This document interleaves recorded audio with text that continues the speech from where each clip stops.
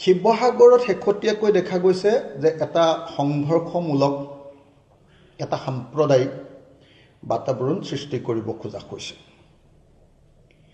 আৰু সেই গোটেই বাতাবৰণটো শিৱসাগৰৰ মানুহে বুজি উঠিছে যে সেইটো হিমন্ত বিশ্ব শৰ্মা চৰকাৰখনৰ পৃষ্ঠপোষকতাতে গঢ়ি উঠিছে হিমন্ত বিশ্ব শৰ্মাই তেওঁৰ নিজৰ কিছুমান বিশ্বস্ত মানুহৰ জৰিয়তে আহোম ৰাজত্বৰ আটাইতকৈ দীঘলীয়া সময়ৰ ৰাজধানী য'ৰ পৰা অসমীয়া জাতি গঠন প্ৰক্ৰিয়া আৰম্ভ হৈছিল আৰু শেষ হৈছিল যি আহোমে সকলোকে লগত লৈ অসমীয়া জাতিটো গঢ়ি তুলিছিলে সেই ঐতিহাসিক শিৱসাগৰত বিখবাস্প বিয়াই দিবৰ কাৰণে হিন্দু মুছলমানৰ সংঘাত আৰু বিভিন্ন জাতি জনগোষ্ঠীৰ মাজত সংঘাত সৃষ্টি কৰিবৰ কাৰণে যোৱা কিছুদিন ধৰি যথেষ্ট পৰিমাণে চেষ্টা কৰি আছে শিৱসাগৰখনক বাছি লোৱাৰ কাৰণ বোধহয় যেহেতু অখিল গগৈয়ে উচ্ছেদৰ বিৰোধিতা কৰি আছে যেটো শিৱসাগৰে গোটেই উজনি অসমৰ জাতীয়তাবাদী মানুহবিলাকক প্ৰভাৱিত কৰি আছে শিৱসাগৰে কোনোদিন কেতিয়াও বিজেপিৰ সাম্প্ৰদায়িক নীতিৰ ওচৰত চাৰেণ্ডাৰ কৰি দিয়া নাই মানুহবিলাক বিবেচক মানুহবিলাক সংস্কৃতিবান মানুহবিলাকে চিন্তা কৰি কাম কৰে সেইকাৰণে কিছুমান মানুহৰ জৰিয়তে তাত হিন্দু মুছলমানৰ সংঘাত লগাব খোজা হৈছে মই হিন্দু মুছলমানৰ সংঘাত লগাব খোজা প্ৰত্যেকটো পক্ষক এই কাম নকৰিবৰ কাৰণে আহ্বান জনাইছোঁ শিৱসাগৰ প্ৰশাসনক ষ্ট্ৰিক্টলি মই নিৰ্দেশ দিছোঁ যে তেওঁলোকে যেন কাকো আইন হাতত তুলি ল'বলৈ অনুমতি নিদিয়ে তেওঁ মুছলমানেই হওক তেওঁ হিন্দুৱে হওক আৰু শিৱসাগৰ ৰাইজৰ প্ৰত্যেকজন নাগৰিকক মই আহ্বান জনাইছোঁ যে শিৱসাগৰ নাগৰিকসকলে তেখেতসকলৰ জাতীয় দায়িত্ব পালন কৰি আমাৰ ঐতিহাসিক সম্প্ৰীতিক সুৰক্ষিত কৰিবৰ কাৰণে ওলাই আহক মই ইতিমধ্যে ডিজিপি আৰু অসমৰ মুখ্যমন্ত্ৰীক জনাই দিছোঁ যে আপোনালোকে শিৱসাগৰত পুলিচৰ ছত্ৰছায়া প্ৰশাসনৰ ছত্ৰছায়া যি সাম্প্ৰদায়িক ৰাজনীতি কৰিব খুজিছে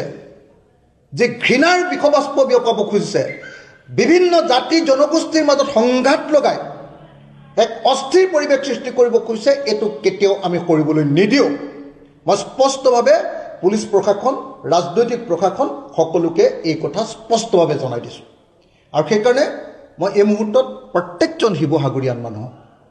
শিৱসাগৰৰ প্ৰত্যেকজন নাগৰিকক বিনম্ৰভাৱে প্ৰাৰ্থনা জনাইছোঁ আপোনালোকে কেতিয়াও উত্তেজিত নহ'ব আৰু কোনো মানুহৰ সাম্প্ৰদায়িক কথাত আপোনালোকে কেতিয়াও উত্তেজিত নকৰিব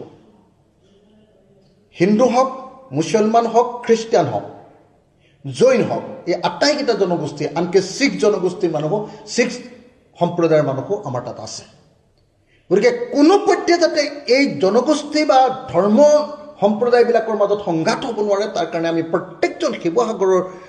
সচেতন নাগৰিকে আমি চেষ্টা কৰিব লাগিব সেইকাৰণে এই মুহূৰ্তত মই শিৱসাগৰত ঘটি থকা ঘটনাবিলাকক লৈ উদ্বেগ প্ৰকাশ কৰিছোঁ এই কামবিলাক যে চৰকাৰৰ ছত্ৰছায়াতে সংঘৰ্ষমূলক পৰিস্থিতি এটা সৃষ্টি কৰিবৰ কাৰণে কৰা হৈছে সেই কথাটো আপোনালোকৰ সন্মুখত ক'ব খুজিছোঁ আৰু এই সময়ত প্ৰশাসনক সকীয়াই দিছোঁ চৰকাৰক সকীয়াই দিছোঁ এই কাম নকৰিবৰ কাৰণে আৰু লগতে সমগ্ৰ শিৱসাগৰবাসী ৰাইজে যাতে কোনো পধ্যে কোনো চেঙেলীয়া লোৱাৰ কথা মতে হিন্দু মুছলমানৰ সংঘাতত জঁপিয়াই নপৰে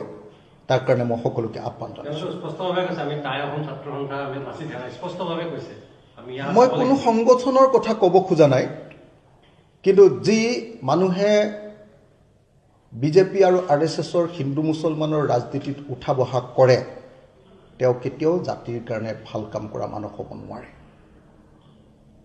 যি মানুহে মই কোনো সংগঠনৰ নাম ল'ব খোজা নাই কিন্তু যিবিলাক মানুহে চৰকাৰৰ কথা মতে উঠা বহা কৰে আৰু চৰকাৰৰ পৃষ্ঠপোষকতাত জাতি আৰু জাতিৰ মাজত সংঘৰ্ষ লগাবৰ কাৰণে পৃষ্ঠভূমি তৈয়াৰ কৰে তেওঁলোক সঁচাকৈ জাতীয় শত্ৰু গতিকে মই প্ৰত্যেকজন শিৱসাগৰৰ ৰাইজক কোনো ধৰণৰ উত্তেজিত বক্তব্যত উত্তেজিত আৰু আৱেগিক নহ'বৰ কাৰণে সকলোকে মই আহ্বান জনাইছোঁ আৰু হিন্দু মুছলমান সকলো ৰাইজকে ক'ব খুজিছোঁ যে কাৰো কথাত আপোনালোকে কেতিয়াও কোনো পক্ষই কেতিয়াও কোনো উত্তেজনামূলক কাম সংঘাতমূলক কাম সংঘৰ্ষমূলক কাম শিৱসাগৰৰ ঐতিহাসিক আহোম ৰাজত্বৰ সেই শিৱসাগৰৰ অসমীয়া জাতি গঠনৰ সেই পৃষ্ঠভূমি তৈয়াৰ কৰা সেই শিৱসাগৰৰ পৰা যাতে সদায় সম্প্ৰীতিৰ বাতাবৰণহে সৃষ্টি হয়, কোনো সংঘৰ্ষ, কোনো উগ্ৰ উত্তেজিত সাম্প্ৰদায়িক বক্তব্যই যাতে আমাক প্ৰভাৱিত কৰি সংঘাতলৈ